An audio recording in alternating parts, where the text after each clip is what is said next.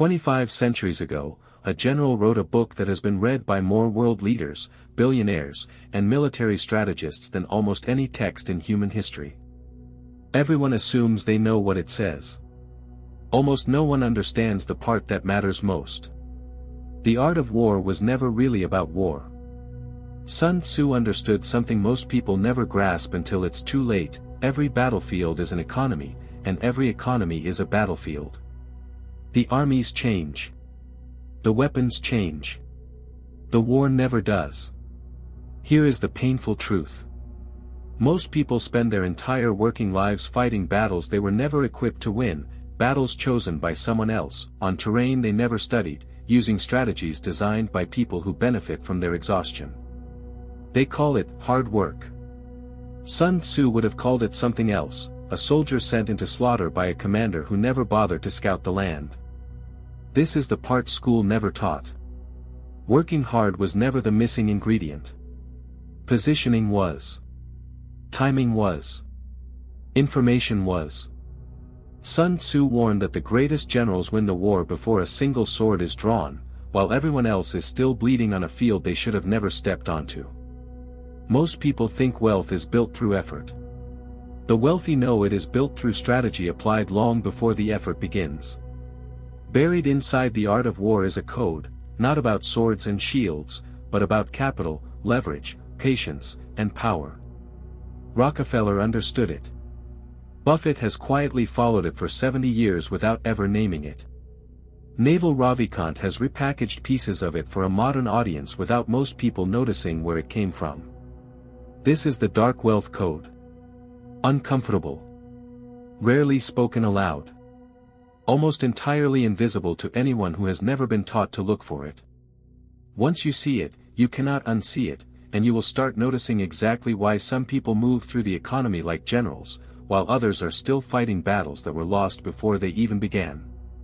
The first principle is the most dangerous one, because it explains why so many hardworking people never escape, and Sun Tzu revealed the answer over 2,000 years before the modern economy even existed. Sun Tzu opened his teachings not with strategy, not with tactics, but with terrain. Before deciding how to fight, he demanded his generals answer a simpler question: where exactly are you standing? Most people never ask this question about their own financial life. They accept the ground beneath them as fixed, as given, as the only place there is to fight. This is the first mistake. And it is rarely the individual's fault. Consider the average employee. They are taught to optimize effort, work harder, stay later, take on more. But effort without terrain analysis is a soldier charging blindly into unfamiliar ground. Sun Tzu observed that armies who understood the terrain could defeat forces many times their size, not through strength, but through position. The same law governs money. Look at how income actually moves through an economy. A salary is fixed terrain, a battlefield with a ceiling built into it before the fight even starts. Equity, ownership, and leverage are open terrain, ground with no ceiling at all.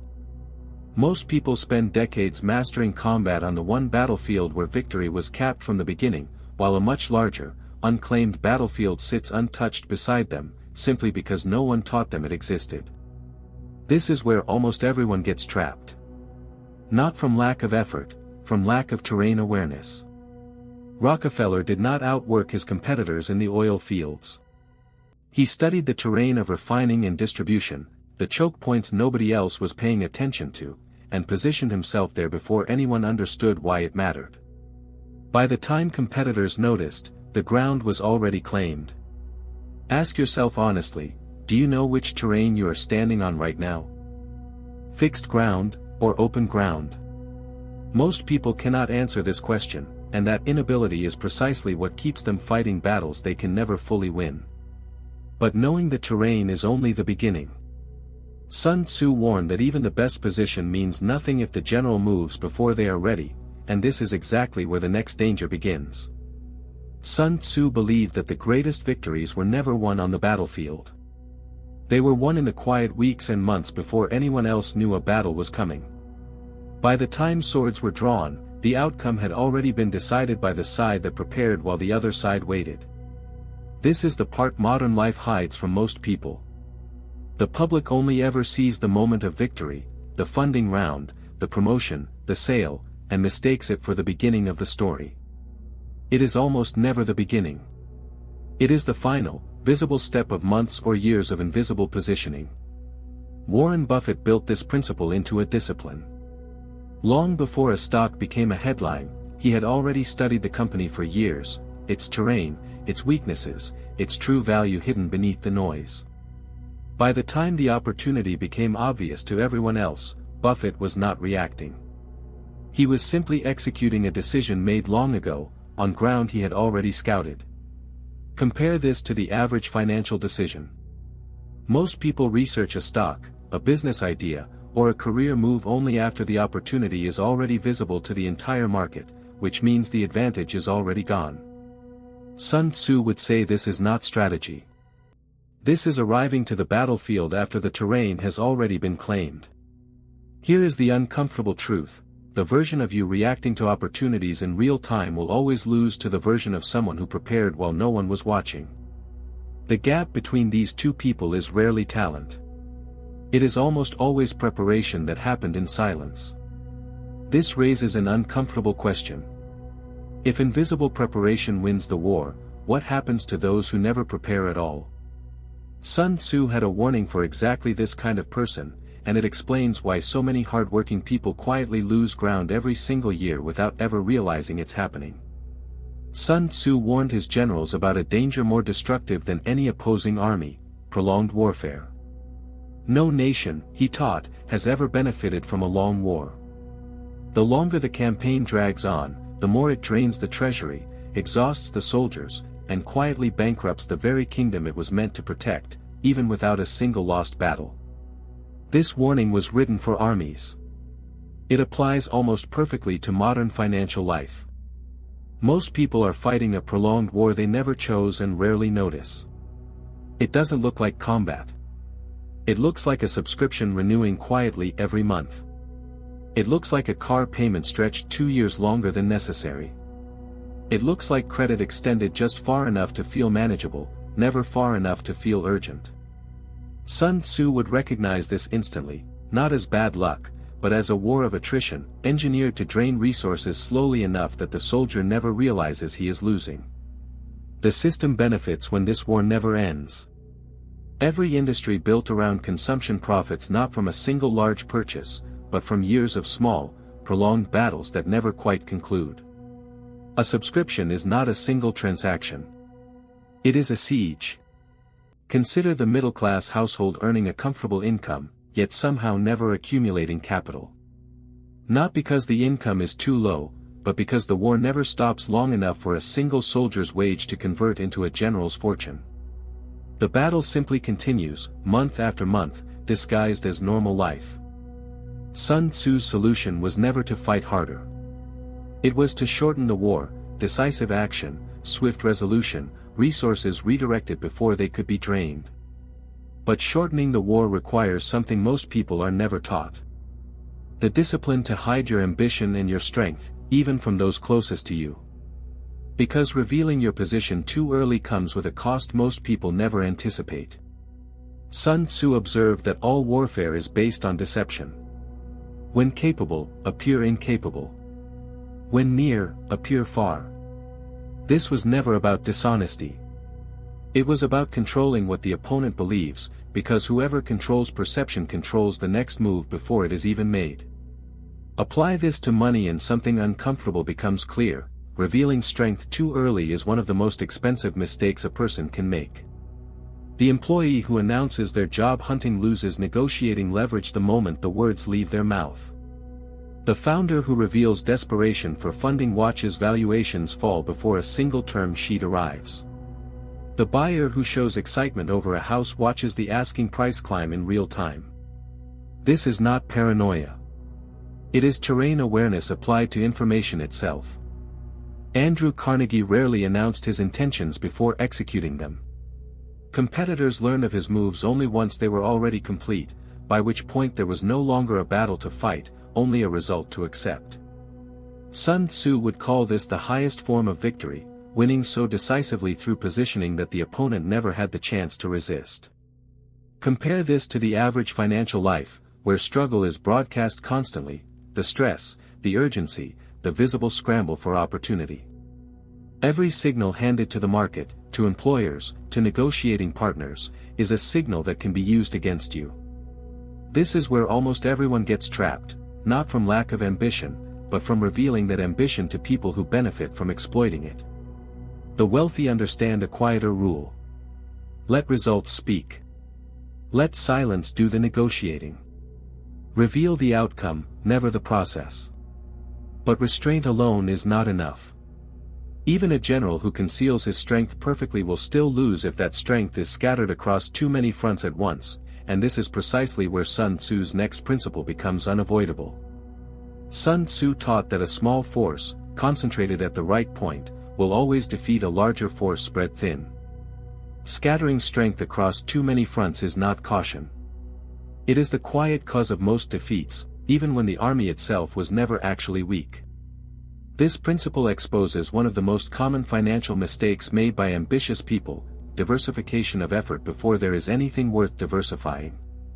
A side hustle here, a small investment there, attention divided across 5 unfinished pursuits, none of them ever reaching the mass required to break through. Sun Tzu would not call this ambition. He would call it an army that never wins a single decisive battle because it never commits enough force to any one front. Andrew Carnegie did not build wealth across a dozen industries. He concentrated almost entirely on steel, mastering the terrain of one industry so completely that competitors spread across several industries could never match his depth in any single one. Concentration created an advantage that diversification never could have produced at that stage. This does not mean diversification has no place. It means diversification without concentration first is a general spreading forces before a single position has been secured, a mistake dressed up as safety.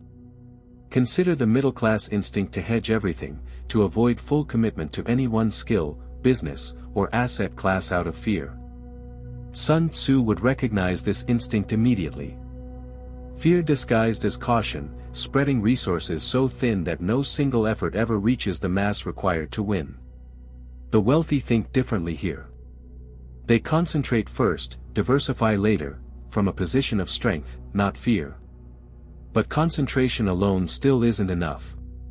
Even the most focused force, gathered at exactly the right point, can lose everything to a single fatal error, hesitation at the moment that matters most. Sun Tzu warned that even a mediocre plan, executed with speed, defeats a brilliant plan executed too late.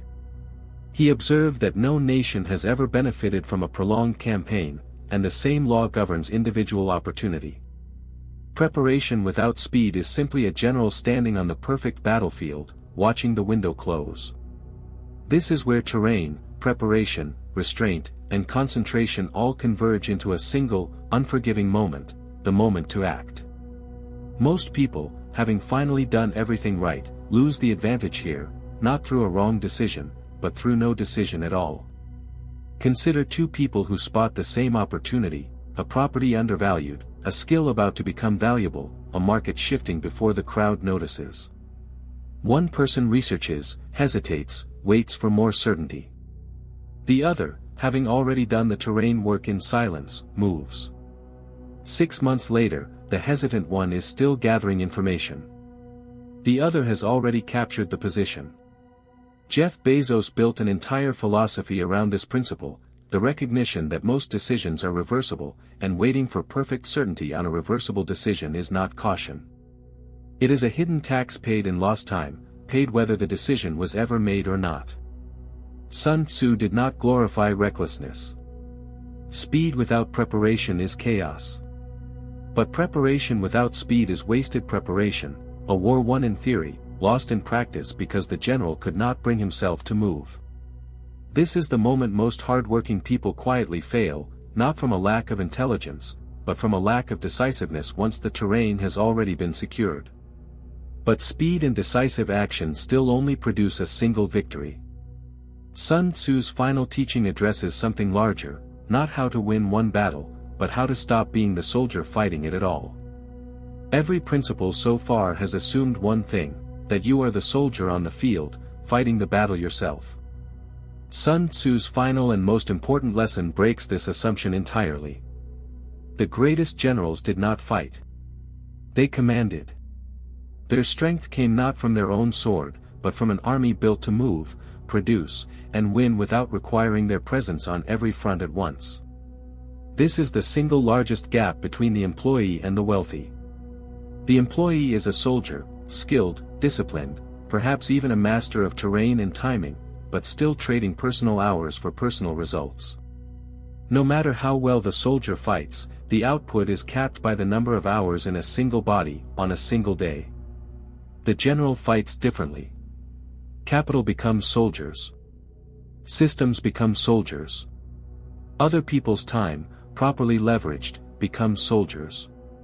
Rockefeller did not personally drill for oil. He built the infrastructure that moved it, refined it, and distributed it, a small army of assets working continuously, whether he was present or not. This is the terrain most people never even know exists. Not because it's hidden on purpose, but because school prepares soldiers, not generals.